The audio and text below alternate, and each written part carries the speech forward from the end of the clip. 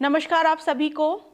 ये चंद्रमा का जो सेकंड पार्ट है इसको कवर करेंगे हम इस वीडियो के अंदर। और ये सप्तम भाव से स्टार्ट हो रहा है। सेवंथ हाउस में अगर आपका मून बैठा हुआ है तो उसके क्या रिजल्ट रहेंगे। ये बड़ा ही मून का सप्तम भाव में होना बहुत सारी चीज़ों को दिखाता है और बड़ा ही इंटरेस्टिंग प्लेसमेंट मान सकते हैं आप चंद्रमा की यहाँ पर। सबसे पहले तो ये लोग है ना काफ़ी चार्मिंग होते हैं और इनका सोशल सर्किल भी काफ़ी बड़ा हुआ होता है। और कभी भी ये एक जगह टिकते नहीं है एक सोशल सर्किल में, कि इनके कई सारे सोशल सर्किल होते हैं और उसमें ये अलग अलग टाइम पर, अलग अलग समय पर, जगह पर इनकी प्रेजेंस रहती है। अगर ये लोग वो होते हैं कि अगर सपोज शाम को 5 पार्टी है या फंक्शन है या मैरिज है तो ये पांचों जगह पर अवेलेबल होंगे, चाहे थोड़ी थोड़ी समय के लिए ही क्यों ना हो। या तो ये वाले ट्रेड्स इनमें होंगे या इनकी अगर मैरिज हो चुकी है तो इनके पार्टनर के अंदर होंगे। ऐसे लोग कभी भी एक जने के साथ में स्टिक नहीं रहते सोशली, क्योंकि सेवंथ हाउस आपके सोशल स्टेटस को दिखाता है, पब्लिक का भाव है। इन लोगों को भी काफी लोग जानते हैं और ये भी काफी लोगों को वाया वाया करके भी जान रहे होते हैं। सप्तम भाव में चंद्रमा एक इंटरेस्टिंग पॉइंट ये लेकर आता है कि इन लोगों को मैरिज के पहले बड़ा कंफ्यूजन रहता है कि अगर ये कहीं पर भी गए, अगर ये दिमाग में, क्योंकि चंद्रमा ना इमेजिनेशंस में बहुत रहता है, तो ये अपने पार्टनर को लेकर काफी इमेजिनेटिव होते हैं। इनकी कुछ ना कुछ इमेजिनेशंस चलते रहते हैं, ऐसा होना चाहिए, नहीं यार ऐसा नहीं, ऐसा होना चाहिए, उसमें ऐसी चीजें होनी चाहिए।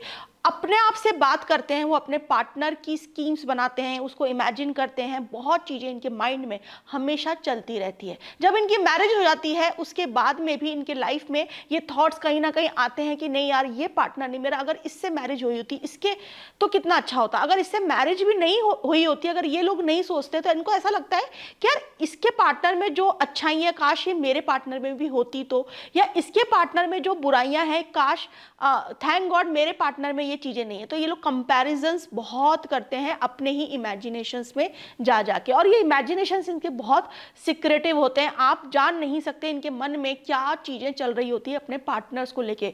अगर यहाँ पे चंद्रमा पीड़ित हो जाए तो वियर्ड सिचुएशन भी क्रिएट करता है। अजीब सा थॉट प्रोसेस रखना अपनी मैरिज को लेके, अपने पार्टनर को लेके कि यार मेरे को है ना शादी बड़े अलग तरीके से करनी है, डेस्टिनेशन वेडिंग करनी है, समुद्र के पास जाके होनी चाहिए, उसको लेके काफी इमेजिनेशंस करते हैं।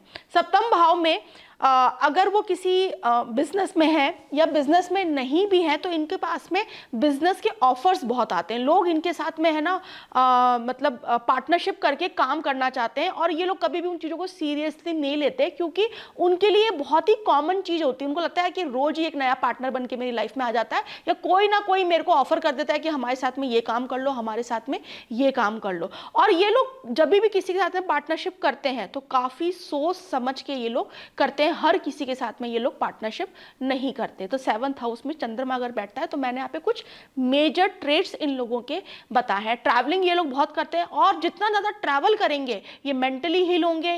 अगर ये बिजनेस में है तो इनका बिजनेस में ग्रोथ आएगी, एक्सपेंशन आएगा। ये जिस भी काम के अंदर है, अगर आपको कभी भी लगता है कि आपकी ज़िंदगी अटक गई है, फंस गई है, रुक गई है, आप सिर्फ सिंपली ट्रैवल कर लो। ट्रैवल ही आपके लिए एक पूरा एक कंप्लीट हीलिंग या रेमेडी, कुछ भी बोल लीजिए, आपके लिए बहुत फैंटास्टिकली काम करेगा। चलिए, अष्टम भाव में चंद्रमा। अष्टम भाव में चंद्रमा यहाँ पे कालपुरुष की कुंडली के हिसाब से, राशि के हिसाब से चंद्रमा यहाँ पर आके डेबिलेटेड हो जाता है। लेकिन बहुत बार डेबिलेशन जो है, नीच का चंद्रमा बहुत अच्छी तरीके से काम करता है। अगर आप किसी ऐसे प्रोफेशन में जहाँ पे आप लोगों को हील कर रहे हैं, लोगों को आप कहीं ना कहीं उनके गमों से बाहर निकल के लेकर आ रहे हैं, क्योंकि जितने भी लोग, चाहे वो साइकेट्रिस्ट हैं, हीलर्स हैं, थेरेपिस्ट हैं, एस्ट्रोलॉजर्स हैं, कोई भी ऐसी विद्याओं के अंदर है, रिसर्च कर रहे हैं, जिनके लाइफ में बहुत सारे एक्सपीरियंसेस हुए हैं, अप एंड डाउन्स आए हैं, ट्रांसफॉर्मेशन हुआ है, आप मान लीजिए कि सिर्फ वही लोग जिन्होंने एक्सपीरियंस किया है, चंद्रमा ने उन चीज़ों को एक्सपीरियंस किया है, उनके मन ने, उनके भावों ने उन चीज़ को एक्सपीरियंस किया है, इसलिए जब भी कोई सामने वाला इंसान अपने कोई भी इमोशनल चीज को जब इनके सामने खोलता है तो ये बहुत जल्दी उसको समझ जाते हैं, और समझते ही वो इंसान पूरी बात नहीं बोलता, आगे की बात वो खुद बोल देते हैं, अच्छा तुमको शायद ऐसा लग रहा होगा, तुमको ऐसा लगा होगा उस वक्त, तुमको उस सिचुएशन पे ये करना चाहिए था। तो ये लोग बहुत अच्छे काउंसलर भी हो सकते हैं, लेकिन पेन वाली चीजों में से निकालने का काम ये लोग बहुत अच्छे करते हैं। और अगर यहाँ पे, क्योंकि चंद्रमा यहाँ पे अपनी पावर को क्षीण भी माना जाता है, डेबिलेशन में आ जाता है, तो इन सब चीजों के लिए बहुत अच्छी तरीके से काम करता है। ये लोग पहले खुद ऐसी चीजों से निकलते हैं और फिर उसके बाद में कई सारे लोगों को उनकी लाइफ में ये लोग ठीक करते हैं, और लोग बाग इनसे कनेक्ट भी हो जाते हैं, अपने सीक्रेट्स भी इन लोगों को बता के जाते हैं। ये लोग उन लोगों के सीक्रेट्स भी कहीं ना कहीं रिवील नहीं करते हैं, और इनका कुछ ना कुछ जो भी चीज़ें चल रही होती है इनके माइंड में, या अगर ये ऐसी चीज़ें कर रहे हैं सोसाइटी में, लोगों को हील कर रहे हैं, तो ज़्यादा लोगों को ये खुद नहीं बताते हैं, लोग इनके पास में खुद आते हैं। ये अपना एडवर्टाइजमेंट नहीं करते हैं कि मैं करता हूँ, तू मेरे पास आना, मैं ठीक कर दूंगा, नहीं, ऑटोमेटिकली लोग इनसे अट्रैक्ट होंगे, इनकी एनर्जी को समझेंगे और इनके पास में आएंगे। और जैसे ही वो लोग अपना इमोशनल कोई भी ट्रिगर पॉइंट जब इनका आता है और वो उसको जब निकालते हैं, तो सामने वाला इंसान बहुत अच्छी तरीके से हील हो जाता है। अष्टम में चंद्रमा मैंने बहुत चार्ट में देखा है कि ऐसे लोगों का, क्योंकि मून का है ना, फाइनेंस से बहुत बड़ा कनेक्शन है, रोज का जो पैसा होता है, जो फाइनेंस आना जाना जो चलता रहती चीज़ें ना, तो इन लोगों का फॉरेन करेंसी से कुछ ना कुछ कनेक्शन रहता है। ये लोग और इनको अपने पास में कुछ ना कुछ फॉरेन करेंसी रखनी भी चाहिए। इनकी मदर कुछ ना कुछ हीलिंग या सिक्रेटिव चीज़ों से या गुप्त जितनी भी विद्याएं हैं उसमें मदर का इंटरेस्ट रहता है। मदर के साथ में कुछ या तो ये बहुत ज़्यादा कनेक्टेड होते हैं इमोशनली, या फिर बिल्कुल भी नहीं होते, वो भी इनका एक लाइफ में ट्रॉमा हो सकता है, या मदर की लाइफ में बहुत सारे अप एंड डाउन्स आए हुए होते हैं।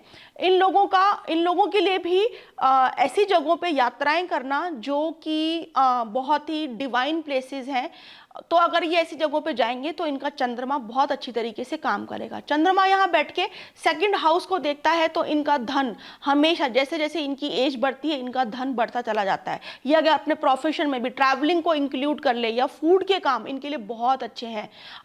और ऐसे फूड जो सात्विक फूड हैं, जो किसी एक डाइट को दिखा रहे हैं, जो बॉडी को हील कर रहे हैं, क्योंकि सेकंड हाउस आपकी फूड का है, अगर ये इन कामों के अंदर काम करें, रिसर्च करें, अपनी कुछ चीज़ें लेकर आए, तो इनका बहुत अच्छी तरीके से ये लोग पैसा कमाते हैं, नेम फेम भी इनको यहाँ पर मिलता है। चलिए आगे बढ़ते हैं। नाइन्थ हाउस में अगर मून होता है तो यहाँ पर ये गुरु की राशि का है, सेजिटेरियस यहाँ पे फॉल होता है, तो मून यहाँ पर बैठकर कुछ ना कुछ फिलॉसफिकल चीज़ें इन लोगों को काफ़ी पसंद होती है। ये अपने कल्चरल चीज़ें, अपनी हेरिटेज की चीज़ें, अपने पुरखों की चीज़ों को कहीं ना कहीं फॉलो करते हैं। इवन अष्टम का जो चंद्रमा होता है वो भी इंसान हिस्ट्री में बहुत ज़्यादा उसको इंटरेस्ट होता है, और नाइन्थ हाउस में आता है तो फिलॉसफी में उसका इंटरेस्ट कन्वर्ट हो जाता है, हायर फिलॉसफी को लर्न करना, सीखना। या ये लोग अपनी लाइफ में बहुत ऐसी जगहों पर ट्रैवल करते हैं जहां पर इनको ऐसे यूनिवर्सिटीज़, कॉलेज, फिलोसफिकल इंस्टीट्यूट्स, बड़े हायर इंस्टीट्यूट्स में इनका आना जाना हो, वहां पे इनकी उम्र से बड़े लोगों के साथ में इनका कुछ ना कुछ संपर्क हो, उनके साथ में ये बातचीत करें, और इनको काफ़ी इंटरेस्ट आता है इन सभी चीज़ों के अंदर।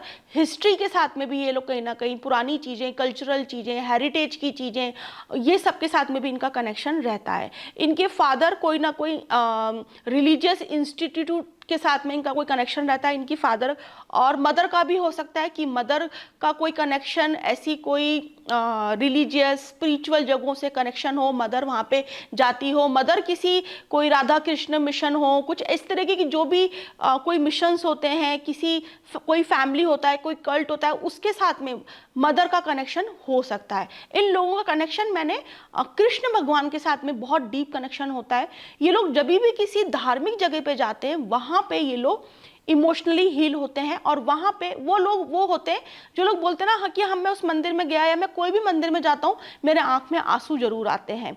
तो ये लोग, चंद्रमा नाइन्थ हाउस से कनेक्शन कहीं ना कहीं हो सकता है, तो सैजिटेरियस राशि में बैठा हुआ है या नाइन्थ हाउस में चंद्रमा बैठा हुआ है, तो ये लोग मंदिर जाएंगे और ये लोग कहीं ना कहीं इनके आंख में वो भाव आएंगे, इनके हृदय में वो भाव आएंगे, और ये अब भगवान को है ना भी अपनी इमोशंस के साथ में, भावों के साथ में। और देखिए भगवान जो है ना वो आपके भाव के ही भूखे हैं। अगर जहाँ पर भाव नहीं है, जहाँ पे इमोशंस आपके ड्राई हैं, आप डिविनिटी के साथ में कनेक्ट नहीं हो पाएंगे। अगर जितना चंद्रमा आपका स्ट्रांग होगा उतने ज़्यादा आपके भाव पॉजिटिवली किसी भी काम में, किसी भी इंसान पे, और उससे भी ज़्यादा ऊपर भगवान के ऊपर आपके वो भाव निकलेंगे। अगर 9th हाउस में चंद्रमा बहुत पॉजिटिव बैठा हुआ है ना, ये लोग भगवान के प्रति उनके जो भाव होते हैं वो बहुत ही प्योर होते हैं, बहुत ही डिवाइन होते हैं, बहुत ही ग्रेसफुल होते हैं। और इनका ये लोग वैसे ट्रीट करते हैं भगवान को जैसे उनके साथ में बात करेंगे, उनको भोग लगाएंगे, उनको हर चीज़, जैसे कई लोग आपने देखा है कृष्ण की भक्ति करते हैं, उनका सेपरेट रूम बना दिया, उनके लिए खाना भी बनेगा, नाश्ता भी बनेगा, उनके रूम में एसी भी लगा हुआ है, कारपेट, मतलब सब कुछ। वो क्या है उनके, वो उनके भाव हैं, और वो ऐसे ही भगवान को ट्रीट कर रहे हैं कि भगवान उनके सामने एज इट इज जीते जागते बैठे हुए हैं, वो भाव। और भगवान को कोई लेना देना नहीं है आप कैसे हैं, आपके पास में क्या पावर है, कुछ नहीं, सिर्फ आपके भाव। जितने प्योर आपके भाव होंगे उतनी ज़्यादा ब्लेसिंग्स आपको नेचर, गॉड या जो भी सुप्रीम पावर की मिलती चली जाती है। और चंद्रमा 9th हाउस में बैठ के ये बहुत अच्छी तरीके से काम करता है। चलिए आगे बढ़ते हैं। 10वें घर का चंद्रमा 10th हाउस में अगर बैठा हुआ है तो सबसे पहली बात जो खुशी की बात है, जो एक पॉजिटिव बात है, वो ये है कि इन लोगों के पास में प्रोफेशनली काम की कभी भी कमी नहीं रहती। ये लोग अपनी इच्छा से काम को चेंज करते हैं। ये लोगों को काम से कभी उठा के बाहर फेंका नहीं जाता कि भैया तुम जाओ, कोई काम के नहीं हो, मतलब के नहीं हो, जब तक कि चंद्रमा बहुत ज़्यादा पीड़ित ना हो जाए। अगर चंद्रमा बहुत अच्छी स्थिति में बैठा है, काम इनके आगे पीछे घूमता है, लोग इनके आगे पीछे घूमते हैं, ये उस काम के पीछे नहीं घूमते, क्योंकि चंद्रमा वहां पे बैठ के बहुत अच्छी तरीके से काम कर रहा होता है। ये लोग काम को बहुत ज़्यादा सिंसियरली भी करते हैं और ये इमोशनली अपने काम के साथ में कनेक्ट होते हैं। काम को ये पूजा के जैसे मानते हैं। मतलब कई लोगों का वो स्लोगन नहीं होता, वर्क इज वर्शिप, इस तरीके से जो लोग बोलते हैं, वो ये चंद्रमा आप ले सकते हैं। मतलब ये कुछ भी छोड़ देंगे, कोई पार्टी फंक्शन, लेकिन अपना ऑफिस का जो डेली इनका आना जाना है, जो इनका काम है, उसको ये कभी भी नहीं छोड़ते। उसके साथ में अपने भावों के साथ में ये लोग कनेक्टेड रहते हैं।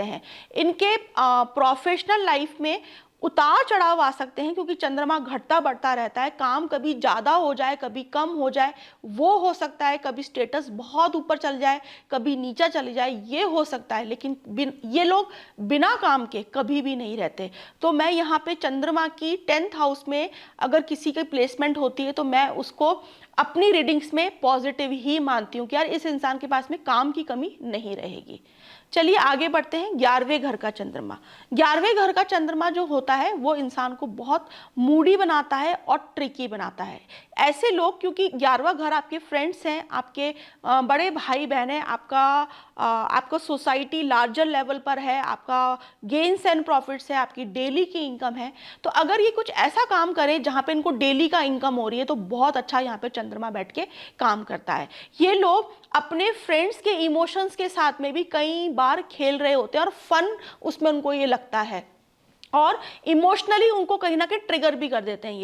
ये लोग के पास में कुछ ना कुछ अच्छी डिग्री होती है, अच्छे कॉलेज से ली हुई होती है, लेकिन कहीं ना कहीं चंद्रमा यहाँ बैठ के मतलब ही बनाता है इंसान को। मरकरी अगर बैठ जाए यहाँ पे 11th हाउस में, मून के साथ में बैठ जाए अगर मरकरी, तो वो 100% वो इंसान मतलब ही है। अपने मतलब से वो अपने सारे फ्रेंड सर्किल, अपना नेटवर्क सर्किल को यूज करता है और अपनी लाइफ के अंदर काफी ग्रोथ लेकर आता है। उसकी इनकम इसी तरीके से बढ़ती चली जाती है। ऐसे लोग बहुत जल्दी सामने वाली चीजों को इमोशनली उनके साथ में कनेक्ट होकर उनके सारे राज भी निकाल सकते हैं, उनकी ट्रिक्स निकाल सकते हैं। ट्रैवलिंग ये लोग बहुत करते हैं, बाहर जितना ट्रैवल करेंगे, बड़े सिटीज़ में अगर ये चले जाएं, 11वां घर बड़ा प्लेटफॉर्म, बड़ी जगह, बड़े सिटीज़, मेट्रो सिटीज़ को दिखाता है। तो अगर ये लोग वहाँ जाके काम करें तो इनका चंद्रमा बहुत अच्छी तरीके से काम करेगा। 11th हाउस में अगर मून बैठा हुआ है तो आप लोग एस्ट्रोलॉजी से भी कनेक्टेड रहेंगे।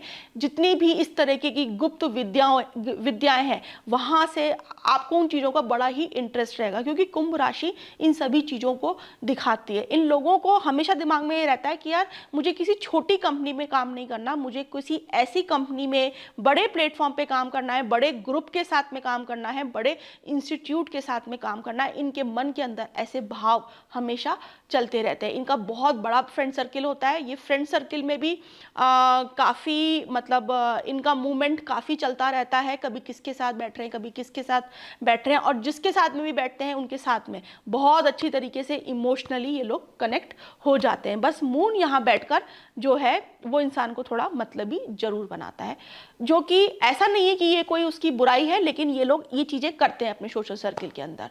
चलिए लास्ट भाव 12वां भाव, तो 12वें घर में चंद्रमा 12th हाउस में अगर बैठा हुआ है तो यहाँ पर अगर पीड़ित अवस्था में है तो ऐसे लोगों को नेगेटिव ड्रीम्स बहुत आते हैं, डरावने सपने आते हैं उनको, और काफ़ी ट्रिगर हो जाते हैं वो इमोशनली इन सपनों से, और कहीं ना कहीं फिर वो ढूंढते हैं उठने के बाद में कि यार ये सपना का मतलब क्या है, उसको डिकोड करने की कोशिश बहुत करते हैं। इवन अष्टम भाव में भी चंद्रमा बैठता है तो इन लोगों के साथ में भी ये चीज़ें होती है कि बहुत सारे उनको नेगेटिव ड्रीम्स आते हैं और फिर उसको वो डिकोड करते हैं बाद में उठने के बाद में कि इसका मतलब क्या है, इसका मेरी लाइफ से क्या चीज़ें निकल के आ रही है। तो ये चीज़ इनके दिमाग में रहती है कहीं ना कहीं।